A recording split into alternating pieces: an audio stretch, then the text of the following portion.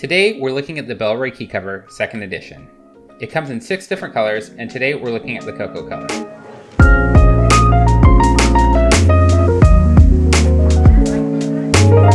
The Bellroy Key cover holds 4 normal size keys and retails for about $45 on Amazon.com. However, there is an XL version that holds 8 keys. For me, a key cover like this really has 3 purposes. Number 1 is to slim down my key profile in my pocket. Number 2 is to keep my keys looking organized and stylish. And number 3 is to cut down on the jingling sound that my keys make. Overall, appearance-wise, the Bellroy key cover looks pretty nice. Bellroy claims it uses premium environmentally certified leather. On the outside, you have an embossed Bellroy typeface logo, and on the inside, you have Bellroy's owl logo, and the key ring which holds your keys. Now, while this all looks nice, I personally would like to have the owl logo on the outside instead of on the inside. They have a nice logo, and it would have been really cool to show that off in the beginning. Now, while this all looks really great out of the box, I have a huge problem with the actual quality of the leather that they're using. So I've had mine for about a week, and I've only kept it in my pockets with my leather wallet and my iPhone with a soft plastic case. In fact, for the past couple of days, I've only kept it in the same pocket as my wallet, which is made of genuine Italian soft leather.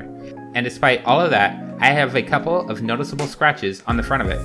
For $45, the Bellroy key cover should have held up much better, and I can only imagine that I'm going to get more scratches as time goes on. In the same vein, that leather wallet that I've had for about 3 years, and it doesn't have a scratch on it. Normally, I would expect a couple bends and creases from wear, but I'm worried that the finish isn't durable and that this is going to look a lot worse as time goes on. And not in the nice worn way that most leather products do. And considering that one of the reasons why I purchased this was to keep my keys looking better, I'm concerned that it's not going to hold up over time. But we're going to see how it looks in a month or two. Now, Bellroy says this holds 4 normal size keys, and that looks about right to me. I have 3 keys, 2 house keys and a bell box key, and it seems to fit pretty nicely. I am noticing a small gap towards the key heads where the keys are widest, and honestly that's to be expected, and I can see actually fitting another key in the cover without a problem. But beyond that, the cover will probably bulge and look unsightly.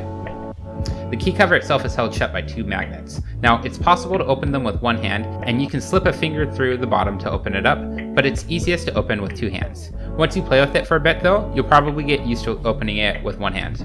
Now, installing keys into the keyring is not too difficult. For keys with larger keyholes, the key fits right through.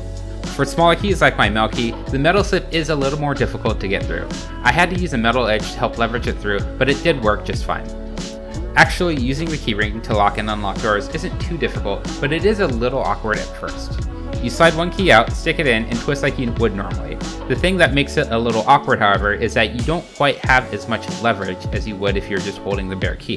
For me, it's not really that big of a deal, but I should note that it does take a little bit of getting used to. So overall, how do I feel about the Bellroy key cover? I really like how it makes my keys look. The cover does look stylish, and I don't feel embarrassed to pull my keys out of my pocket anymore. It does keep my keys organized, and it does remove any jingle. My pockets are much quieter even when I'm wearing loose gym shorts. However, I'm really concerned about the scuffs. I feel like this keyring is going to look a lot more scuffed in the coming months. And it's not just wear, which I would be fine with. I'm worried that I'm going to see a lot more scratches and nicks despite the lighter than normal usage on my end. And for $45, that borderlines on unacceptable for me. Would I buy it again, knowing what I know now? I think so. Looking at the other key holders on the market, I don't want something that's metal, I don't want something with a zipper, and I don't want something with a button. To me, so far, this looks the best, and after a couple months, we'll see how it looks, but for me right now, this is the best option. I just wish that they would have done a little more work on the finish of their leather.